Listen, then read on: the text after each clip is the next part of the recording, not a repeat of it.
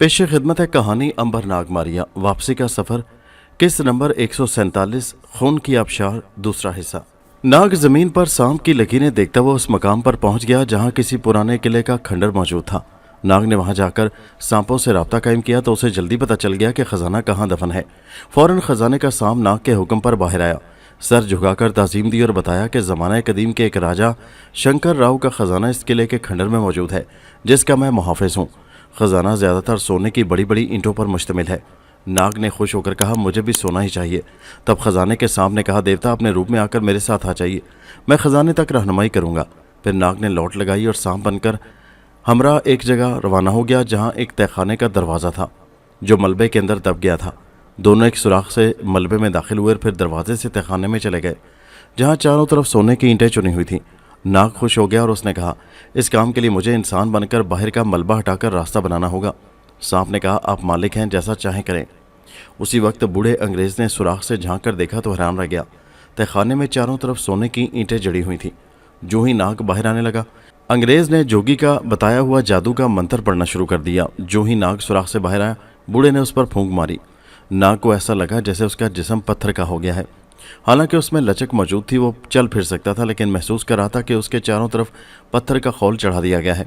उसने लौट लगाकर इंसान बनना चाहा, लेकिन अब मुमकिन न था। फिर उसने परिंदा बनना चाहा, लेकिन कामयाब न हो सका। उसके जिस्म पर चढ़ा हुआ पत्थर का खौल उसे अपने से बाहर न जाने देता था। बूढ़े ने कहका लगाया और नाग को पकड़ लिया। नाग को बहुत गुस्सा आया। उसने बूढ़े को डसना चाहा, लेकिन पत्थर के खौल ने उसे जकड़ लिया। फिर बूढ़े ने एक पटारी निकाल कर कहा, चल इसमें आ जा। नाग सरकशी करने के बावजूद अपनी मर्जी के खिलाफ उस पटारी में चला गया। खजाने के सामने बूढ़े पर हमला करना चाहा, लेकिन बूढ़े ने पत्थर से उसका सर कुचल दिया और वो मलबा हटाकर तहखाने के अंदर चला गया और इतने ढेर सारे सोने को देखकर पागलों की तरह कह लगाने लगा। उसने फैसला किया कि पहले एक बड़ी कश्ती खरीदेगा और उसे समंदर के किनारे बंदरगाह से दूर छुपा कर रखेगा। फिर घोड़ा खरीदकर रातों रात सारा सोना कश्ती में लाद कर यहाँ से इंग्लिस्तान रवाना हो जाएगा। उसने सिर्फ एक ही ईंट उठाई और फैसला किया कि इसे बेचकर कश्ती और घोड़े खरीदेगा, क्योंकि एक घोड़े पर काफ़ी देर लगेगी। लिहाजा कम से कम 10-12 घोड़े रात भर में ये सोना कश्ती तक पहुंचा देंगे। यह किला समंदर के साहिल से बिल्कुल करीब ही था, इसलिए किसी लंबे फासले से भी जान छूट गई थी। और फिर ये एक बिल्कुल गैर आबाद इलाका था। लोगों में वैसे भी मशहूर था कि इस खंडर में भूत रहते हैं। बूढ़े ने एक ईंट उठाई और पटारी को बंद करके तहखाने ही में छुपा दिया और ख़ुद शहर सोना फरोख्त करने चल पड़ा। दूसरी तरफ अंबर और मारिया ने दिन चढ़े तक इंतज़ार किया, लेकिन नाग वापस ना आया। अंबर ने कहा, मेरा दिल कहता है कि हमारा भाई किसी मुसीबत में फंस गया है, मैं जा रहा हूँ उसकी तलाश में। क्योंकि एक दफ़ा उसने कहा था कि साहिल समुद्र के किनारे पर एक राजा शंकर राव के किले का खंडर है जिसमें ख़जाना है। अभी वो बाहर ही निकला था कि यहूदी से मुलाकात हो गई और यहूदी ने अंबर पर तंज कर दी और कहा, हमारे पैगंबर की दुआ ने हमें इतना दौलतमंद कर रखा है कि यहूदियों का बच्चा बच्चा सोने से खेलता जवान होता है। तुम्हारा पैगंबर तो बहुत बड़ा है, तुम्हें दौलत भी नहीं दिला सकता। सारी मुसलमान कौम मुफलसी का शिकार है। मेरा मज़हब इख्तियार कर लो तो तुम्हें दौलत के ढेर में बिठा दूंगा। अंबर तो पहले ही गुस्से में था। इसी मनहूस की वजह से नाग किसी मुसीबत का शिकार हुआ था और फिर ये बदबख्त मुसलमानों के पैगंबर की शान में गुस्ताखी कर रहा था। अंबर ने उसे कहा, बदबख्त लईन, तेरी ये हिम्मत। अंबर ने उसे उठाकर ज़मीन पर दे मारा और यहूदी गिरते ही मर गया। इत्तफाक से वहाँ उस ज़माने की पुलिस के सिपाही मौजूद थे और उन्होंने अंबर को यहूदी के कत्ल के इल्ज़ाम में गिरफ्तार कर लिया और उसे हाकिम शहर के पास ले गए। बूढ़े अंग्रेज़ ने सुनारों के बाज़ार में एक बड़ी दुकान पर वो ईंट एक सुनार को दिखाई। सुनार इतने खालिस सोने को देखकर हैरान रह गया और बूढ़े को मशकूक अंदाज में देखा और कहा, यह खालिस सोना तो बहुत पुराने ज़माने का मालूम होता है। इतनी बड़ी और वज़नी सोने की ईंट किसी राजा के ही ख़जाने की हो सकती है। सच बताओ, कहाँ से लिया है? बूढ़ा बहुत परेशान हुआ। आदमी अक्लमंद था। उसने सुनार को लालच दिया कि मैं तुम्हें और भी ऐसी ईंटें ला कर दूंगा, मुझसे आधे दाम में सोना खरीद लो। सुनार लालच में आ गया और इस वादे पर कि वो और सोने की ईंटें भी लेकर आएगा। सुनार ने उसे उस ज़माने के सिक्के में काफ़ी रकम अदा कर दी। बूढ़ा वहाँ से सीधा घोड़ों के एक ताजर के पास आया और उससे 10 घोड़ों का सौदा किया। फिर उसने काफ़ी बड़ी कश्ती खरीदी और उसे समंदर में डालकर खंडर के करीब दरख्तों में बांध दिया। फिर सौदागर से 10 घोड़े लेकर खंडर में आया और उन पर सोना लाद कर कश्ती पर ले गया। कश्ती बहुत बड़ी थी और उसमें एक तहखाना भी बना हुआ था। लिहाजा बूढ़े ने रात भर में सारा सोना कश्ती के तहखाने में पहुँचा दिया। इस काम से फारिग होकर उसने दोबारा किसी और व्यापारी के हाथ 10 घोड़े सस्ते दामों में फ़रोख्त कर दिए और कश्ती को समंदर में साहिल से दूर ले गया। नाग की पटारी उसके पास थी। دوسری طرف امبر کو شہر کے حاکم کے پاس پیش کیا گیا. اس کو قتل کا جرم ثابت ہو گیا اور اسے گردن زدنی کی سزا سنائی گئی. ماریا ساتھ ہی تھی اور سخت پریشان تھی، لیکن امبر نے اسے کہا وہ کھنڈر میں جا کر ناگ کی خبر لے. ماریا جب اڑتی ہوئی کھنڈر میں پہنچی تو خزانے کے سانپ کی لاش باہر پڑی تھی اور تہخانہ خالی نظر آیا، جہاں ایک اندھیرے حصے میں چند سونے کی اینٹیں بوڑھے کی نظر سے بچ گئی تھیں. ماریا فوراً سمجھ گئی ناگ ایک دفعہ پھر مصیبت میں پھنس چکا ہے اور کسی نے نہ صرف خزانے کی صفائی کر دی ہے بلکہ اسے بھی قید کر لیا ہے، اور یہ بات جادو کے علاوہ اور کسی چیز میں نہیں ہو سکتی. دوسری طرف جلاد امبر کو لے کر مقتل میں پہنچا اور اس کا سر لکڑی کی چوکی پر رکھ کر تلوار کا بھرپور ہاتھ گردن پر مارا، لیکن گردن کٹنے کے بجائے تلوار ٹوٹ کر گر گئی. جلاد کے علاوہ موقع پر موجود افسر بھی حیران رہ گیا. انہوں نے سینکڑوں لوگوں کو سزا کے طور پر قتل کیا تھا، لیکن اس سے پہلے آج تک ایسا نہ ہوا تھا. فوراً دوسری تلوار منگوائی گئی. پھر جلاد نے بھرپور ہاتھ مارا اور ایک دفعہ پھر تلوار کے 2 ٹکڑے ہو گئے. افسر نے حیرت سے امبر کی طرف دیکھا اور کہا، نوجوان، تم میں ایسی کون سی طاقت ہے کہ تمہاری گردن پر تلوار اثر نہیں کرتی؟ امبر نے کہا، تم ساری عمر تلواروں سے وار کر کے بھی میری گردن نہ کاٹ سکو گے، اس لیے کہ اس کافر نے میرے مذہب اسلام کی توہین کی تھی. خدا میرے ساتھ ہے. آفیسر خود مسلمان تھا، ڈر گیا اور جلاد سے کہا، اسے چھوڑ دو، کہیں ایسا نہ ہو کہ خدا کا عذاب ہم پر بھی نازل ہو جائے. آفیسر نے کہا، نوجوان، ہم تمہیں دن کے وقت رہا نہیں کر سکتے، رات کی تاریکی میں تمہیں چھوڑ دیں گے، یہاں سے کہیں اور چلے جانا. امبر نے وعدہ کر لیا کہ کل یہاں سے ایک جہاز روانہ ہو رہا ہے، وہ اسی سے یہ شہر چھوڑ کر چلا جائے گا. چونکہ رات کے وقت افسر نے امبر کو رہا کر دیا، امبر سیدھا کھنڈر میں پہنچا اور وہاں جا کر ماریا سے اسے تمام حالات کا علم ہو گیا کہ ناگ کسی جادوگر کے قبضے میں آ گیا ہے اور اس شخص نے کھنڈر کا خزانہ بھی صاف کر دیا ہے. خزانے کا سانپ باہر مرا پڑا ہے. امبر نے کہا، ماریا، اب میں اس شہر میں نہیں رہ سکتا، میں تمہاری طرح غائب انسان تو ہوں نہیں. پھر اسے افسر اور جلاد کا واقعہ سنایا. ماریا نے کہا، یہ ٹھیک ہے، ہمیں یہاں سے اسی جہاز میں روانہ ہو جانا چاہیے. امبر بھائی، تم صرف سرائے میں اس کے مالک کے پاس یہ پیغام چھوڑ جاؤ کہ ناگ اگر یہاں آئے تو اسے بتا دیا جائے. امبر بحری جہاز سے یہ شہر چھوڑ کر چلا گیا ہے اور اب وہ ہسپانیہ کی طرف گیا ہے اور وہیں اس سے ملاقات ہوگی. امبر رات کے اندھیرے میں سرائے میں آیا اور مالک کو پیغام دے کر راتوں رات دوبارہ ماریا کے پاس پہنچ گیا. پھر وہ دونوں اسی روز روانہ ہونے والے جہاز سے اس ملک کو خیر بات کہہ رہے تھے، لیکن اس کے دل میں ایک خلش تھی کہ ان کا پیارا بھائی نہ جانے کس کی قید میں اور کس حالت میں ہوگا. بوڑھا انگریز اپنی کشتی میں بیٹھا تصورات کے محلات بنا رہا تھا کہ وہ انگلستان جا کر لارڈ بن کر بقایا زندگی گزارے گا. اتنا سونا اس کی پشتوں کے لیے کافی ہوگا. بحر ہند کی موجیں مہربان تھیں اور کشتی لہروں کی چاندی پر بہتی جا رہی تھی. ہوا موافق چل رہی تھی اور اس لیے بوڑھے نے بادبان بھی اتار دیے تھے. پاس ہی اس نے پٹاری رکھی ہوئی تھی جس میں ناگ بند تھا جو اس کے حکم کا غلام تھا. اب انگلستان جا کر وہ ناگ سے مزید قدیم بادشاہوں کے خزانے کا پتہ چلائے گا. ناگ اس کے پاس نہ ختم ہونے والے خزانے کی صورت میں تھا. یہ وہ سکہ تھا جسے جب چاہے وہ چلا سکتا تھا. انسان کی خواہشات کی کوئی انتہا نہیں ہوتی. انسان ساری دنیا کا خزانہ سمیٹ لینا چاہتا ہے، لیکن وہ یہ نہیں سوچتا کہ دنیا سے خالی ہاتھ ہی جانا ہے. جو خزانے زمین میں دفن ہیں وہ بھی تو انسان کے ہی اکٹھے کیے ہوئے ہیں. آج ان کی ہڈیوں کا بھی نشان موجود نہیں ہے. یہ جانتے ہوئے بھی کہ مرنے کے بعد دولت کام نہیں آئے گی، صرف اچھا اخلاق اور اعمال ہی کام آئیں گے. انسان صرف دولت جمع کرتا ہے اور پھر خالی ہاتھ لوٹ جاتا ہے. یہی کیفیت اس بوڑھے کی تھی جو اتنا سونا ہوتے ہوئے بھی مزید خزانوں کی تلاش کے لیے ناگ کو اسیر کیے ہوئے تھا. دوسری طرف بحری جہاز میں جس میں امبر اور ماریا کے علاوہ کافی مسافر اور تاجر سامان تجارت کے ساتھ سفر کر رہے تھے، بحر ہند کی سرکش موجوں کا سینہ چاک کرتا ہوا آگے بڑھتا جا رہا تھا. امبر اور ماریا جہاز کے عرصے پر کھڑے ڈوبتے ہوئے سورج کو دیکھ رہے تھے جو آسمان پر پگھلے ہوئے سونے کی طرح بکھرا ہوا تھا. ابھی پرندوں نے غول غول پانی کی سطح سے تھوڑا ہی اوپر پرواز کر کے کسی نامعلوم منزل کی طرف جا رہے تھے. سطح سمندر سے بڑی بڑی مچھلیاں اچھل کود کرتی آنکھ مچولی کھیل رہی تھیں اور آہستہ آہستہ سرمئی اندھیرا پھیلتا جا رہا تھا کیونکہ سورج سمندر کی لہروں کی آغوش میں منہ چھپا چکا تھا. ہوا دبے پاؤں چل رہی تھی اور سمندر پرسکون تھا. دیکھتے ہی دیکھتے رات نے اپنی سیاہ چادر دنیا کے گرد پھیلا دی. پھر چاند نے سر ابھارا. ستارے اس طرح جھلملانے لگے جیسے کسی دوشیزہ کی اوڑھنی پر سفید موتی ٹانکے گئے ہوں. جہاز پر مشلیں روشن کر دی گئی تھیں اور بمبئی کا شہر مسافروں کی نظروں سے اوجھل ہو چکا تھا. اسی طرح کئی دن اور کئی راتیں گزر گئیں. ایک دن صبح سٹول پر بیٹھے آدمی نے کپتان کو اطلاع دی کہ دور سے اسے کوئی بحری جہاز کا خاکہ سا نظر آ رہا ہے. کپتان سوچنے لگا، 15 روز پہلے چلا ہوا جہاز تو ہو نہیں سکتا، پھر یہ جہاز کہیں قزاقوں کا تو نہیں. وہ خود مستول کے پاس عرشے پر پہنچ گیا اور اوپر بیٹھے ہوئے آدمی سے کہا، وقفے وقفے سے جس طرح جہاز نظر آ رہا ہے اس کی اطلاع مجھے دیتے رہو. نہ جانے یہ خبر مسافروں تک کیسے پہنچ گئی کہ قزاقوں کا کوئی جہاز سمندر میں دیکھا گیا ہے۔ وہ گھبرا کر کپتان کے پاس اکٹھے ہونے شروع ہو گئے، لیکن کپتان نے کہا سمندر میں جہاز کی موجودگی کوئی نئی بات نہیں، آپ لوگ جا کر آرام کریں، اگر کوئی خطرہ ہوا تو اس کی اطلاع فوراً دے دی جائے گی۔ دوسری طرف انگریز اپنی کشتی میں سو رہا تھا۔ کئی دنوں بعد اس کی آنکھ لگی تھی، دولت لٹ جانے کے خطرے سے اسے نیند ہی نہیں آتی تھی۔ آخر کئی روز کے بعد وہ سو ہی گیا، لیکن جب وہ بیدار ہوا تو یہ دیکھ کر حیران رہ گیا کہ کشتی سے تھوڑی دور ہی قزاقوں کا جہاز اسی سمت آ رہا تھا۔ ان کے جھنڈے پر انسانی کھوپڑی اور ہڈیوں کے نشان بنے ہوئے تھے۔ بوڑھے کی امیدوں پر اوس پڑ گئی۔ ابھی تو وہ اس دولت سے کچھ خرچ بھی نہ کر سکا تھا کہ لٹیرے آن موجود ہوئے۔ انہوں نے جہاز کشتی سے قریب لا کر چند ڈاکو ایک کشتی میں بیٹھ کر بوڑھے کی کشتی میں چلے گئے اور تلوار اس کے گلے پر رکھ کر کہا، جو کچھ تمہارے پاس ہے ہمارے حوالے کر دو۔ بوڑھے نے مکاری سے کہا، اکیلا آدمی ہوں، لے چلو، ہر خدمت کے لیے حاضر ہوں، مال و دولت کوئی ہے نہیں، تم تلاشی لے سکتے ہو۔ تلاشی میں پٹاری ایک ڈاکو کے ہاتھ آ گئی۔ اس نے کھولا تو اس میں سانپ تھا۔ اس نے ڈر کے مارے پٹاری سمندر میں پھینک دی۔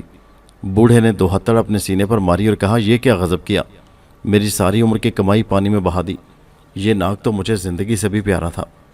دوسرے ڈاکوؤں نے بوڑھے کی تلاشی لی تو صرف چند سکے نکلے۔ ان کو یہ خیال بھی نہ آیا کہ اس کشتی میں کوئی تہخانہ بھی ہو سکتا ہے جس میں سونا ہوگا۔ ایک ڈاکو نے کہا، بوڑھے تم نے ہماری محنت ہی ضائع کر دی، خواہ مخواہ جہاز سے اتر کر تمہارے پاس آئے، کچھ نہ رکھنے کے جرم میں تمہیں سزا کے طور پر جہاز پر لے جائیں گے اور تم سے خدمتگاروں کا کام لیا جائے گا، اور یہ کشتی کافی مضبوط ہے، ہم اپنے جہاز کی دوسری کشتیوں میں شامل کر لیں گے۔ بوڑھے نے بڑا شور مچایا، ہاتھ جوڑ کر کہ مجھے کشتی دے دو، میں اسی پر سفر کروں گا۔ مگر نکار خانے میں طوطی کی صدا کون سنتا ہے۔ ڈاکوؤں نے 2-4 تھپڑ مار کر اسے اٹھا کر اپنی کشتی پر بٹھا لیا اور اس کی کشتی کو جہاز کی دیگر کشتیوں کے ساتھ باندھ دیا اور اسے لا کر خدمتگاروں میں کام دھندے پر لگا دیا۔ دوسری طرف ناگ پانی میں بہتا ہوا جہاز کے ساتھ چپک گیا، اور جب بوڑھے کی کشتی جہاز کے ساتھ باندھ دی گئی تو ناگ اس کشتی میں جا کر تہخانے کے سونے پر بیٹھ گیا۔ یہ کافی تیز رفتار اور بڑا جہاز تھا، جس پر کافی جنگی ساز و سامان کے علاوہ 4 بڑی منجنیقیں بھی لگی ہوئی تھیں، اور یہ بحری قزاقوں کی سب سے خطرناک ٹولی تھی۔ ڈاکوں کا سردار ہی جہاز کا کپتان بھی تھا۔ ابھی اسے اطلاع ملی تھی کہ ایک اور تجارتی جہاز نظر آ رہا ہے۔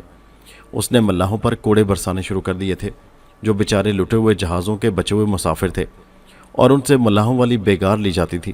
ان سب کے پاؤں میں بیڑیاں ہوتی تھیں تاکہ کہیں بھاگ نہ سکیں۔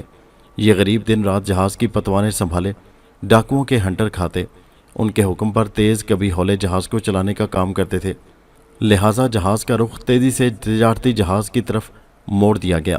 یہ تجارتی جہاز وہی تھا جس میں ماریا اور امبر سفر کر رہے تھے، اور اس جہاز کے کپتان نے بھی اس جہاز کو دیکھ لیا تھا۔ پھر جو ہی قزاقوں کے جہاز کے جھنڈے کھول دیے گئے جن پر انسانی کھوپڑیاں اور ہڈیاں بنی ہوئی تھی، تجارتی جہاز پر قیامت آ گئی۔ تمام مسافروں کو آگاہ کر دیا گیا اور عملے کے آدمیوں نے ہتھیار اور دیگر ڈیوٹیاں سنبھال لیں۔ ماریا نے امبر سے کہا، ستیہ ناس، جدھر جاؤ ہنگامے، وہاں پہنچ جاتے ہیں، کتنے مزے سے سفر کٹ رہا تھا، اب یہ بدبخت بحری قزاق آ گئے۔ امبر نے کہا، ماریا بہن، زندگی تو چلنے کا نام ہے، ٹھہر گئے تو اسے موت سمجھو، ہنگاموں سے چھٹکارا تو انسان کو مرنے کے بعد ہی ملتا ہے، زندگی تو ہنگاموں سے بھری پڑی ہے۔ ماریا نے کہا، اب کیا ہوگا؟ امبر نے کہا، تمہیں کون سے خزانے کی فکر ہے جو لٹ جائے گا؟ موت ہمیں آ نہیں سکتی، زیادہ سے زیادہ جہاز پر ڈاکو قبضہ کر لیں گے تو ہمارا کیا بگاڑ لیں گے؟ ماریا نے کہا، خواہ مخواہ کے کشت و خون سے دل گھبرا گیا ہے۔ دوسری طرف ڈاکوؤں کا جہاز تھوڑے فاصلے پر آ کر رک گیا تھا، اور ایک کشتی میں 3-4 ڈاکو اس جہاز کی سمت پیغام لے کر آ رہے تھے۔ ڈاکو نے آ کر اپنے سردار کا پیغام دیا، اگر جہاز پر لدا ہوا تمام مال و دولت بغیر کسی ہیل و حجت ہمارے حوالے کر دیا جائے تو مسافروں کی جان بخشی ہو سکتی ہے اور یہ جہاز بچ سکتا ہے، انکار کی صورت میں مسافروں کو بھی ہلاک کر دیا جائے گا، سامان لوٹ کر جہاز ڈبو دیا جائے گا۔ یہ بات ظاہر ہے کسی کے لیے بھی قابل قبول نہ تھی، لہٰذا انکار کر دیا گیا اور ڈاکو واپس اپنے جہاز پر پیغام لے کر لوٹ گئے۔ اب دونوں جہازوں کی منجنیقیں حرکت میں آ گئیں اور ایک دوسرے پر پتھراؤ شروع ہو گیا۔ پتھر اور آگ کے گولے رکھ کر پھینکے جانے لگے۔ عملے کے لوگوں نے ہتھیار سنبھال لیے۔ پتھروں نے پانی میں گر گر کر اچھا خاصا تلاتم پانی میں پیدا کر دیا تھا۔ جو پتھر جہازوں کو لگتے وہ ضرور جہازوں کو نقصان پہنچا رہے تھے۔ کئی گھنٹے سنگ زنی ہوتی رہی جس سے دونوں جہازوں کا نقصان ہوا اور ٹوٹ پھوٹ ہوئی۔ کئی جگہ دونوں طرف آگ کے گولوں نے جہاز پر آگ لگائی لیکن اس پر قابو پا لیا گیا۔ پھر ڈاکوؤں کے سردار نے حکم دیا، جہاز کو جہاز کی ساتھ ملا دیا جائے۔ دونوں جہاز ایک دوسرے کی طرف दुश्मनों की तरह बढ़ने लगे और फिर मिल गए। दोनों तरफ से तख्ते लगाकर रास्ता बना दिया गया और दोनों तरफ के बहादुर एक दूसरे से बरसरे पैकार हो गए। खूब दोनों तरफ से बहादुरों ने तलवार के जौहर दिखाए, लेकिन बहरी डाकू इस काम में महारत रखते थे और आखिरकार उन्हीं लोगों का पल्ला भारी हो गया। मारिया और अंबर ने भी अपने जहाज़ की तरफ से लड़ाई में हिस्सा लिया और कई डाकू फिर नारे जहन्नम उनके हाथों हुए, लेकिन ये एक बड़ी लड़ाई थी। सैकड़ों आदमियों के दरमियान ये दोनों क्या कर सकते थे। जहाज़ पर डाकुओं का कब्जा हो गया। मरने वालों की लाशें समंदर में बहा दी गईं। मालो सबाब पर डाकुओं का कब्जा हो गया और बचे खुचे मुसाफिरों को अपनी रिवायत के मुताबिक जंजीरों में बांधकर मल्लाहों में शामिल कर लिया गया। मारिया तो खैर किसी को नज़र ही ना आती थी। अलबत्ता अंबर को भी जंजीरें पहनाकर मल्लाहों में दाखिल कर दिया गया। हालांकि अगर अंबर ना चाहता तो उसे कौन जंजीरें पहना सकता था, लेकिन अंबर फिलहाल जहाज़ पर रहना चाहता था। इसके सिवा सफ़र जारी रखने का कोई और तरीका न था। फिर अंबर के लिए जंजीरें तोड़ डालना कौन सी बड़ी बात थी। रात को डाकुओं ने अपनी फतह और कामयाब डाकाजनी की खुशी में खूब जश्न मनाया। अंबर एक कोने में मल्लाहों के साथ बैठा था। जब सारे लोग सो गए तो मारिया ने कहा, अंबर भाई अब क्या प्रोग्राम है। अंबर ने कहा, कम वक्तों ने सारा काम ही बिगाड़ दिया है। इन लोगों की तो कोई मंजिल नहीं, सारी उम्र समंदर में ही गुजरी है, लेकिन हम कब तक यहाँ पड़े रहेंगे। मारिया ने कहा, क्यों ना कोई कश्ती खोलकर उससे निकल चलें। अंबर ने कहा, यह बात मेरे जहन में है, लेकिन छोटी कश्ती में समंदर का सफ़र जारी रखना इंतहाई मुश्किल काम है। ये कश्तियाँ समंदरी तूफ़ान का मुकाबला नहीं कर सकती। चंद रोज़ इंतज़ार कर लें, शायद कोई मुसाफिर जहाज़ इनको शिकस्त देने में कामयाब हो जाए। और अगर ऐसा न हुआ तो फिर क्या होगा अंबर भाई, मारिया ने सवाल किया। अंबर ने जवाब दिया, फिर मजबूरी है, कोई मजबूत सी कश्ती लेकर राह फरार इख्तियार करेंगे। तुम्हें समंदरी नक्शा किसी सूरत कप्तान डाकू से हासिल करना है जो हमारे जहाज़ के कप्तान के सामान में था। उसका हमारे पास होना बहुत ज़रूरी है। मारिया ने कहा, तुम इसकी फ़िक्र न करो। उधर बूढ़े अंग्रेज़ ने एक रात जहाज़ के अमले को गाफिल पाकर अपनी कश्ती में फ़रार होने की कोशिश की, लेकिन थोड़ी दूर जाने पर ही पकड़ा गया। नीज़ हवाओं ने उसे फिर धकेल कर सुबह के वक्त डाकुओं के जहाज़ तक ला फेंका, जबकि गरीब रात भर सफ़र करता रहा और मुखालिफ हवा ने उसकी मेहनत पर पानी फेर दिया। कश्ती फिर जहाज़ के साथ बांध दी गई। एक दफ़ा फिर किसी को इल्म ना हो सका कि मनो सोना उसके तहखाने में मौजूद है, जिस पर नाग कब्जा किए बैठा है। डाकुओं के सरदार ने बूढ़े को बड़ा मारा और हुक्म दिया कि इसे तहखाने में फेंक दिया जाए। डाकुओं के जहाज़ में एक तहखाना भी था जहाँ इंतहाई ख़तरनाक मुजरमों को फेंक दिया जाता था। वहाँ बेशुमार मोटे मोटे मच्छर और खटमल थे जो दिन रात उन बेचारों का खून पीते रहते। तहखाने में हर सू तारीकी ही तारीकी थी। रात भर का बचा खुचा खाना ऊपर से फेंक दिया जाता। एक हफ्ता बाद डाकू उसमें उतरकर मुर्दों को उठा लाते और उन्हें समंदर की मछलियों की खुराक बना देते। बकाया फिर मरने के लिए अपनी बारी का इंतज़ार करते रहते।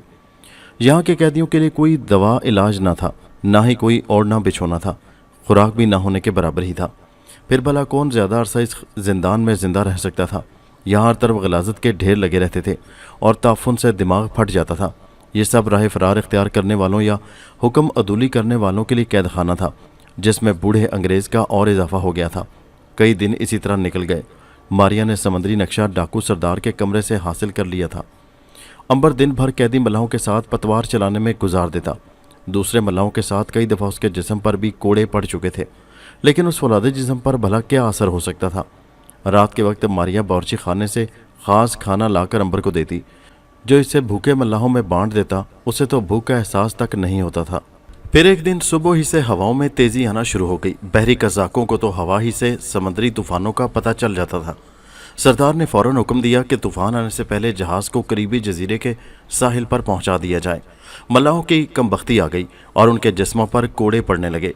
अंबर को तो खैर कोड़े की ज़र भी महसूस नहीं होती थी, लेकिन उसके साथ चंद कमज़ोर और बूढ़े कैदी मुसलसल कोड़े लगने से बेहोश हो गए और एक दो ने तो दम भी तोड़ दिया। हवा में शिद्दत और ज़्यादा पैदा हो गई थी। अंबर ने गुस्से में आकर 2 डाकुओं को उठाकर समंदर में फेंक दिया। इस पर डाकुओं ने बाकायदा उन निहत्ते कैदियों पर हमला कर दिया और कई एक को कत्ल कर दिया।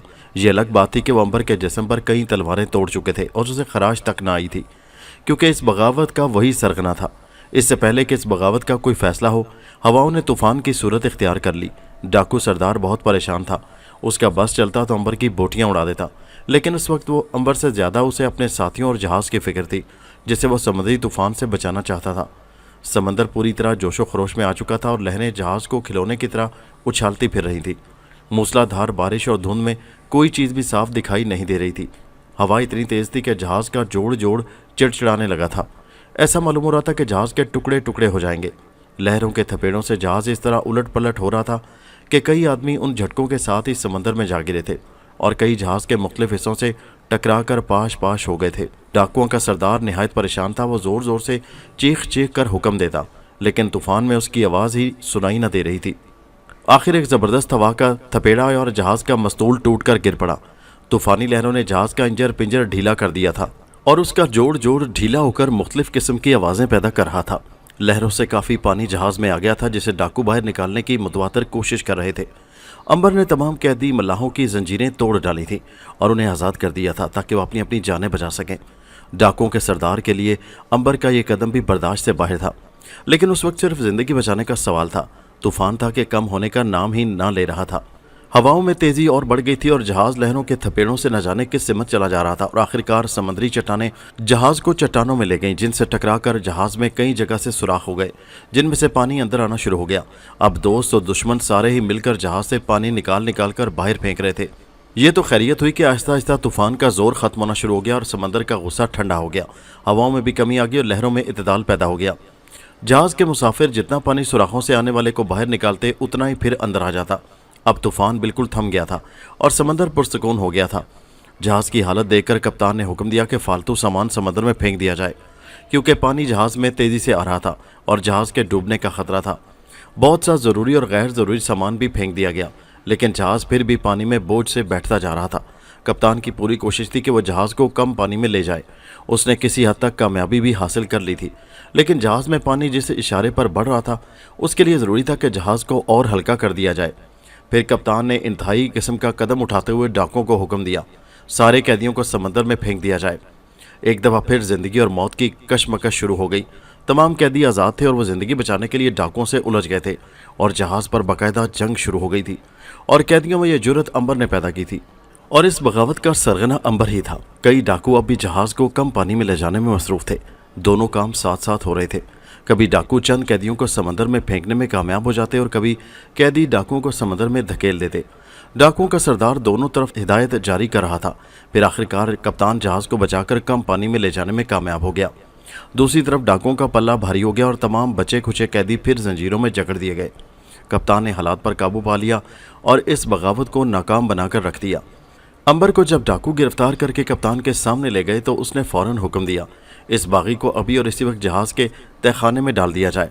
3-4 डाकुओं ने अंबर को धकेल कर जहाज़ के तहखाने में डाल दिया। मारिया मज़ाहमत करना चाहती थी, लेकिन अंबर ने उसे पहले ही मना कर दिया था और कहा था, मुझे तहखाने में डाल देने दो ताकि इनकी तवज्जो मेरी तरफ से हट जाए। फिर रात को किसी वक्त तुम तहखाने का दरवाज़ा बंद करके अंदर आ जाना और मैं बाहर निकल आऊँगा और रात के अंधेरे में ही यहाँ से कश्ती लेकर फरार हो जाएंगे। डाकुओं का जहाज़ फिलहाल ख़राब हो चुका है, जब तक वो इसकी मरम्मत करेंगे हम इनको बहुत पीछे छोड़ चुके होंगे। मारिया ने कहा, ठीक है, मैं रात को आऊँगी। अंबर तहखाने में जा गिरा। यहाँ गुप अंधेरा था और अंबर को कुछ भी नजर नहीं आ रहा था, सिर्फ बदबू से दिमाग फटा जा रहा था। अंबर थोड़ी देर के लिए ज़मीन पर बैठ गया और जब उसकी आंखें अंधेरे में देखने के काबिल हो गईं तो उसने चारों तरफ का जायज़ा लिया। उसके करीब ही वो बूढ़ा अंग्रेज़ ज़मीन पर लेटा था, जिसने नाक को कब्जा में करके कश्ती में सोना छुपाया हुआ था। उसकी हालत बहुत ख़राब थी। अंबर ने जो बूढ़े की हालत ख़राब देखी, जो पानी पानी पुकार रहा था, तो उसने फ़ौरन पानी की बोतल उसके मुंह से लगा दी। बूढ़े ने पानी पिया तो उसकी हालत कदरे ठीक हुई। बूढ़े के हवास दुरुस्त हुए तो अंबर ने पूछा, तुम्हारा जुर्म यही था कि तुम कश्ती लेकर भाग गए थे, मैंने अंधेरे में भी तुम्हें पहचान लिया है। बूढ़े ने कहा, बेटा, मैं तो अपने गुनाह की सज़ा भुगत रहा हूँ। तुम एक अच्छे इंसान हो और हमदर्द आदमी हो। मैं शायद अब बच ना सकूँ, लेकिन इस गुनाह को मैं तुम्हें बता देना चाहता हूँ। शायद इससे ही मेरे ज़मीर का बोझ हल्का हो जाए। मैं वो लालची इंसान हूँ जिसने सारी उम्र बग़ैर मेहनत के दौलत कमाने के चक्कर में ख़त्म कर ली। फिर एक बूढ़े सपेरे की इस तरह खिदमत की जो नाग के डसने से मर रहा था। उसने मरते हुए मुझे एक मंत्र बताया था और कहा था, एक ऐसे नाग को तलाश करो जो हज़ारों साल से ज़िंदा हो। मेरे पूछने पर उसने नाग की तमाम निशानियाँ बता दी। अंबर संभल कर बैठ गया। बूढ़े ने कहा, मैंने मंत्र याद कर लिया और ऐसे नाग की तलाश में शहर ब शहर फिरता रहा और फिर खुशकिस्मती से एक शहर में मुझे एक ऐसा नाग इंसान के रूप में मिल गया। उसने खुद ही ऐसे हालात पैदा कर दिए कि मुझे यकीन हो गया कि यही वो नाग है जो पोशीदा ख़जाने जो ज़मीन में दफन है उनके मुतालिक जानता है, जिसके मुतालिक बूढ़े जोगी ने मुझे बताया था कि जब वो नाग अपनी असली हालत यानी सांप के रूप में आए तो मंत्र पढ़कर उस पर फूंक देना, वो अपने ही जिस्म में कैद हो जाएगा और तुम्हारा गुलाम होकर तुम्हें ज़मीन में दफन खजानों का पता बता देगा, जिससे तुम बहुत अमीर और दौलतमंद बन जाओगे। جب مجھے اطمینان ہوگا کہ یہ انسان دراصل ایک ناگ ہے تو میں نے اس کا پیچھا کیا، کیونکہ ایک یہودی سے اس کا غلام خریدنا چاہتا تھا، اور یہودی نے اس کے وزن کا سونا مانگ لیا تھا، اور اس آدمی نے وعدہ کر لیا تھا کہ کل سونا دے کر غلام کو لے جائے گا۔ پھر میں سائے کی طرح اس کے پیچھے لگ گیا۔ ایک کھنڈر میں جا کر اس نے اپنے آپ کو سانپ کے روپ میں ڈال لیا اور کھنڈر میں گھس گیا۔ میں نے جھانک کر اسی سوراخ سے دیکھا تو حیران رہ گیا۔ ملبے کے نیچے ایک تہخانہ تھا جس میں وہ گیا تھا۔ میں باہر انتظار کرتا رہا اور اسی جوگی بوڑھا کے منتر کا جاپ کرتا رہا۔ پھر جو ہی اس سوراخ سے وہ سانپ نکلا، میں نے پھونک ماری اور وہ ناگ میرا اسیر ہو گیا، یعنی میرا قیدی بن گیا، اور میرے پوچھنے پر بتا دیا کہ تہخانے میں بے شمار سونے کی اینٹیں ہیں۔ امبر نہایت غور سے یہ داستان سن رہا تھا اور خدا کا شکر ادا کر رہا تھا کہ اس سزا کے پیچھے بھی قدرت نے کیا اسرار رکھا ہوا تھا۔ بوڑھے نے بات جاری رکھتے ہوئے کہا، میں نے ملبہ ہٹا کر تہخانے سے ایک اینٹ سونے کی نکال لی اور اسے بیچ کر یہ کشتی خریدی، اور راتوں رات سارا سونا گھوڑوں پر لاد کر اس کشتی کے تہخانے میں بھر لیا اور وہاں سے اپنے ملک کی طرف روانہ ہو گیا۔ امبر نے کہا، پھر اس ناگ کا کیا ہوا؟ بوڑھے نے کہا، میں نے اسے پٹاری میں بند کر لیا تھا اور میرے پاس اس کشتی میں تھا۔ پھر بدقسمتی سے ایک روز مجھے یہ ڈاکو مل گئے۔ میری تلاشی لی، میرے پاس کچھ ہوتا تو ملتا۔ ایک ڈاکو نے جو پٹاری کھولی تو وہی ناگ تھا۔ اس نے ڈر کے مارے وہ پٹاری سمندر میں پھینک دی۔ کشتی کے تہخانے کا انہیں آج تک علم نہیں جہاں ڈھیروں سونا پڑا ہے۔ امبر نے کہا، بابا کیا وہ ناگ دوبارہ اپنی اصلی حالت میں آ سکتا ہے؟ بوڑھے نے کہا، کیوں نہیں، مجھے اس جادو کا توڑ ابھی اس جوگی نے بتایا تھا، لیکن شاید اب اس کی ضرورت ہی نہ پڑے۔ وہ ناگ بیچارہ سمندر میں ڈوب گیا ہوگا یا کسی بڑی مچھلی کی خوراک بن گیا ہوگا۔ امبر نے کہا، بابا تم فکر نہ کرو، میں تمہیں آج رات ہی یہاں سے نکال کر لے جاؤں گا، تمہاری کشتی میں ہی ہم یہاں سے فرار ہوں گے۔ بوڑھے نے کہا، اگر تم نے مجھے آزادی دلوا دی تو میں تمہیں خوشی سے آدھا سونا دے دوں گا۔ امبر نے کہا، مجھے سونے کا لالچ نہیں، میں چاہتا ہوں کہ کسی صورت وہ ناگ مل جائے اور تم اسے دوبارہ ٹھیک کر دو، تمہارا سونا تمہیں مبارک ہو۔ بوڑھے نے کہا، تو میرا یہ وعدہ رہا، تم مجھے یہاں سے آزادی دلوا دو، اور کبھی بھی اگر وہ سانپ مل گیا تو میں اسے ٹھیک کر کے آزاد کر دوں گا۔ لیکن بیٹا تم اس ناگ کی رہائی کیوں چاہتے ہو؟ اسے اسیر رکھ کر تو ہم دنیا کے خزانوں کا پتہ لگا سکتے ہیں۔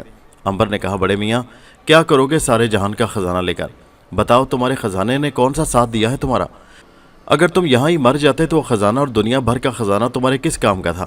اور کتنے سال جیو گے؟ کیا مرنے کے بعد بھی خزانہ ساتھ قبر میں لے جاؤ گے؟ اصل خزانہ تو اخلاق ہے، نیک کام ہے، اچھے اعمال ہیں۔ یہ وہ دولت ہے جسے نہ تو کوئی لٹیرا ہی لوٹ سکتا ہے اور نہ ہی مرنے کے بعد ضائع ہوتی ہے، بلکہ مرنے کے بعد قبر میں بھی ساتھ ہی جاتی ہے۔ تمہارا وہ سونا تمہیں ایک گھونٹ پانی اور ایک نوالا روٹی کا نہ دے سکا۔ نہ تم سونے کو کھا سکتے ہو اور نہ پی سکتے ہو۔ ایسی دولت اکٹھی کرو جو مرنے کے بعد بھی کام آئے۔ بوڑھے نے کہا، بیٹا تم بہت بڑے آدمی ہو، تم نے مجھے سیدھا راستہ دکھایا ہے۔ میں ساری عمر دولت کے لالچ میں بھاگ دوڑ کرتا رہا، لیکن آج تم نے احساس دلایا کہ اصلی دولت تو ایک نیک کام، اچھا اخلاق اور عمل صالح ہے۔ میں تمہارا بہت مشکور ہوں بیٹا۔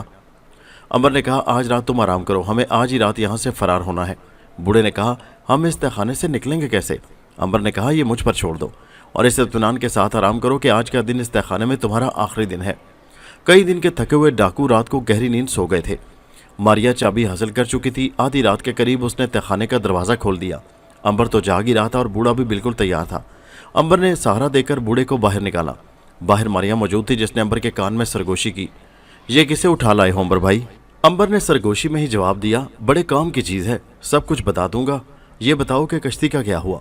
ماریا نے کہا، اسی بوڑھے والی مضبوط کشتی نیچے تیار ہے، میں نے تمام بندوبست پہلے ہی کر رکھا ہے۔ پھر امبر بوڑھے کو اٹھا کر جہاز سے رسی کی سیڑھی کے ذریعے نیچے اترا، کیونکہ بوڑھے میں طاقت نہیں تھی کہ اپنا بوجھ سنبھال کر نیچے اتر سکے۔ قید و بند کی تکلیفوں نے اسے نچوڑ کر رکھ دیا تھا۔ امبر نے بوڑھے کو لا کر اس کی کشتی میں بٹھا دیا۔ بوڑھا بہت ہی خوش تھا۔ ہر طرف موت کی خاموشی تاری تھی۔ تمام ڈاکو گہری نیند سو رہے تھے اور ہوا ہولے ہولے موافق سمت چل رہی تھی۔ امبر نے بادبان کھول دیے اور کشتی کو ہوا کے رخ پر چھوڑ دیا، لیکن بوڑھے نے کہا، بیٹا سست رفتاری سے تو ہم زیادہ دور نہ جا سکیں گے، تم پتوار بھی استعمال کرو تاکہ ہم دن نکلنے سے پہلے کافی دور جا چکے ہوں گے۔ امبر نے کہا، ٹھیک کہہ رہے ہو بابا، واقعی ہمیں تیزی سے یہ سفر طے کرنا ہے۔ پھر ایک پتوار امبر نے سنبھالی تھی اور دوسری ماریا نے، اور بوڑھا حیران تھا کہ ایک ہی پتوار سے ہی کشتی کی رفتار 4 گنا ہو گئی تھی۔ اس خیال سے کہ بوڑھا حیران نہ ہو جائے، امبر نے فی الحال ماریا کو بولنے سے منع کر دیا تھا۔ ماریا کو بہت غصہ آ رہا تھا۔ ماریا امبر سے کئی سوالات پوچھنا چاہتی تھی، ناگ کے بارے میں، اس پراسرار بوڑھے کے بارے میں، لیکن امبر نے اسے خاموش رہنے کا کہہ کر اسے ناراض کر دیا تھا، اور اس نے تہیہ کر لیا تھا کہ اب جب تک امبر اپنے اس رویے کی اس سے معافی نہ مانگ لے گا، اس وقت تک وہ بالکل ہی خاموش رہے گی۔ وہ سارا غصہ پتوار پر نکال رہی تھی اور بڑے زور سے ہاتھ چلا رہی تھی۔ جہاز کے تہخانے کے قیدیوں نے جب امبر بوڑھے کو تہخانے سے باہر نکلتے دیکھا تو وہ تھوڑی دیر انتظار کرتے رہے کہ کہیں باہر ڈاکو نے ہی تہخانے کا دروازہ نہ کھولا ہو، لیکن انہیں کوئی آواز ان کی سنائی نہ دی۔ अंबर और मारिया ने जाते हुए तहखाने का दरवाज़ा बंद ना किया था, या वो भूल गए थे जो जिंदा कैदियों के काम आ गया था। ये तकरीबन 10 थे जिन्होंने शायद अपनी ज़िंदगी में पहली बार दोबारा आसमान देखा था। आसमान तारीक था लेकिन सितारे चमक रहे थे। फिर उन 10 आदमियों की एक जमात बन गई। उन्होंने आपस में इत्तेफाक कर लिया और मंसूबा बना डाला कि सोए हुए डाकुओं को कत्ल कर दिया जाए। उनमें तिजारती जहाज़ का कप्तान भी शामिल था, जिसको कैदियों ने अपना सरदार मुंतखब कर लिया था। फिर 10 और 10 20 हाथों ने डाकुओं का असला कब्जा में लिया, ज़रूरत के हथियार अपने कब्जा में लिए और बाकी को छुपा दिया। डाकू अब भी गहरी नींद सो रहे थे। शायद मौत ने उन्हें थपक थपक कर सुला दिया था और उनकी ज़िंदगी में शायद आज के दिन का देखना नसीब में ना था। 10 आदमियों ने 20 हाथों में हथियार पकड़ रखे थे और फिर मौत दबे पांव उन डाकुओं की तरफ बढ़ी और उनकी इशारा पर तलवार की धार इस अंदाज में चली कि कोई आह भी ना कर सका। जिस तरह कमेले में डाकुओं को ज़िबा किया जाता है, इसी तरह कैदियों ने डाकुओं को ज़िबा कर दिया। जहाज़ में खून ही खून फैल गया। जुल्म फिर जुल्म है, बढ़ता है तो मिट जाता है। सच है, जालिम की रस्सी दराज होती है लेकिन उसकी मौत भी बड़ी इबरतनाक होती है। हज़ारों इंसानों के कातिल आज खुद कत्ल हुए थे। वो ये भूल गए थे कि जो बोगे वही काटोगे। अब ये 10 कैदी डाकुओं की बेपनाह दौलत और जहाज़ के मालिक थे। उनमें से कई एक ने अपने ख्यालात का इजहार करते हुए कहा कि क्यों ना हम भी एक जमात बना लें और यही धंधा इख्तियार कर लें। तब जहाज़ के कप्तान ने उन्हें डांट दिया और कहा, तुमको इन जालिमों की मौत से इबरत नहीं हुई? जुल्म की राह अपनाने से पहले जालिम का अंजाम सोच लो। खुदा ने तुम्हारी मुसीबतों और सब्र के सदक़े तुम्हें बेशुमार दौलत से नवाजा है। इस दौलत से हम तिजारत करेंगे। हमें हमारे जहाज़ के बदले में दूसरा जहाज़ मिल गया है। हमने मौत को बहुत करीब से देखा है। बकाया ज़िंदगी नेक कामों और इंसानों की भलाई के लिए वक्फ कर दो। सब ने उसकी आवाज़ पर लब्बैक कहा। वो तमाम तजर्बाकार आदमी थे, लिहाजा उन्होंने जहाज़ की मरम्मत के अधूरे काम को दोबारा शुरू कर दिया। दूसरी तरफ अंबर, मारिया और बूढ़ा अंग्रेज़ तेज़ी से सफ़र करते चले जा रहे थे।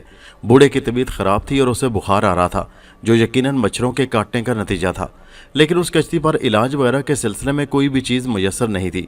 उनकी खुशनसीबी थी कि हालात साजगार थे, हवा मवाफिक थी और समंदर पर सुकून था।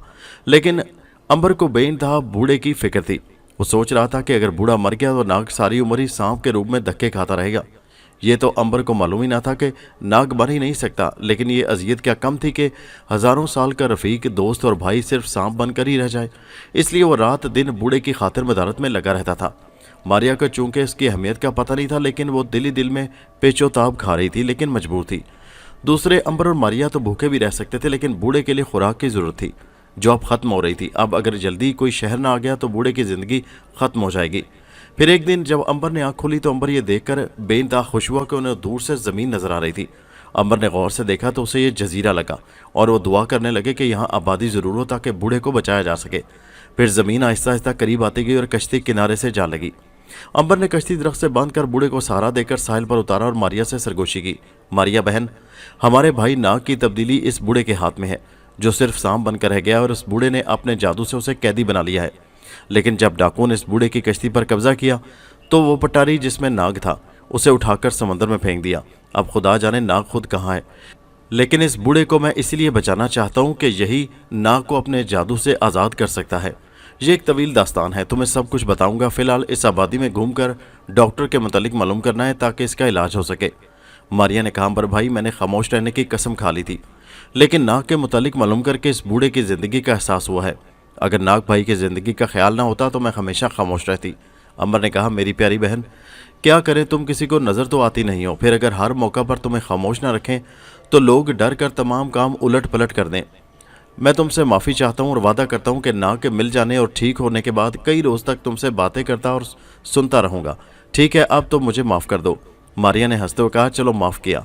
आप बूढ़े के पास रहे, मैं तमाम जजीरे का चक्कर लगा कर आती हूँ और तमाम हालात तुम्हें बताती हूँ। अंबर को बूढ़े के पास छोड़कर मारिया उड़ती हुई उस जजीरे के दरमियानी हिस्से में चली गई। अंबर ने बूढ़े को होश में लाने की कोशिश शुरू कर दी। बूढ़ा हिज़यानी कैफियत में बुड़बुड़ा रहा था, मेरे पास इतना सोना है कि मैं लॉर्ड्स की ज़िंदगी गुजार सकता हूँ। मैंने अपना बचपन और अपनी सारी जवानी दौलत की हवस में गुजारी है और अब जबकि दौलत मिली है तो ज़िंदगी बेवफाई कर रही है। अंबर ने कहा, होश में आओ बाबा, शायद हम फिर किसी मुसीबत से दोचार हो गए हैं।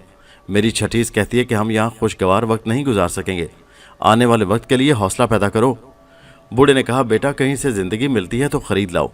ऐसे वक्त में ज़िंदगी की डोर ख़त्म हो रही है, जब मेरे चारों तरफ सोना ही सोना है। मैं मरना नहीं चाहता, मेरा सोना। अंबर ने कहा, बाबा लालच को दिल से निकाल दो। बाज़ वक्त इंसान ऐसी चीज़ की ज़िद कर बैठता है जो उसके नसीब में नहीं होती। خدا بڑا غفور الرحیم ہے، وہ بندے کی ضد تو پوری کر دیتا ہے لیکن ایسے حالات پیدا کر دیتا ہے کہ وہ چیز اس آدمی کے لیے ریت کے ذرے کے برابر بھی اہمیت نہیں رکھتی۔ تم نے ضد کر کے دولت تو حاصل کر لی، لیکن مجھے بتاؤ یہ سونا تمہارے کس کام آ سکتا ہے؟ تمہیں دوائی کی ضرورت ہے، تمہیں خوراک کی ضرورت ہے، تمہیں پوشاک کی ضرورت ہے، تمہارے پاس ان تمام چیزوں میں سے کوئی بھی نہیں۔ دولت ہے سونے کی شکل میں، جو یہاں تمہاری کوئی ضرورت بھی پوری نہیں کر سکتی۔ بتاؤ اس سونے سے زندگی خرید سکتے ہو؟ نہیں، یہ مٹی کی جگہ تمہاری قبر کے کام تو آ سکتی ہے، تمہیں زندگی نہیں دے سکتا۔ ادھر ماریا اڑتی ہوئی اس جزیرے کی سیر کرتی ہوئی ایک ایسے مقام پر پہنچ گئی جہاں ایک پہاڑی ٹیلے پر آدمیوں کی ایک لمبی لائن لگی ہوئی تھی جن کو زنجیریں پہنائی گئی تھیں، اور اس لمبی لائن کا اختتام اس پہاڑی ٹیلے پر لگے بڑی بڑی پتھروں کے 2 پارٹ والی چکی پر ہوتا تھا جسے کئی کوی ہیکل آدمی چلا رہے تھے اور ان کو زنجیروں ہی سے جکڑ رکھا تھا۔ ان کی نگرانی کے لیے وحشی قسم کے جنگلی انسان ہاتھوں میں کوڑے لیے ان غریبوں کے ننگے جسم پر برسا رہے تھے۔ ان انسانوں کی شکلیں مختلف قسم کے درندوں کی تھی لیکن دھڑ انسانوں کے تھے۔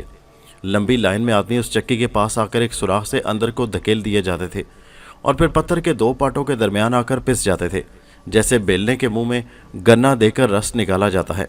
ٹھیک اسی طرح آدمی کا سارا خون ایک چھوٹے سے چکور تالاب میں اکٹھا ہو کر ایک نالی سے اس ٹیلے کی چوٹی سے آبشار بن کر نیچے گرتا تھا۔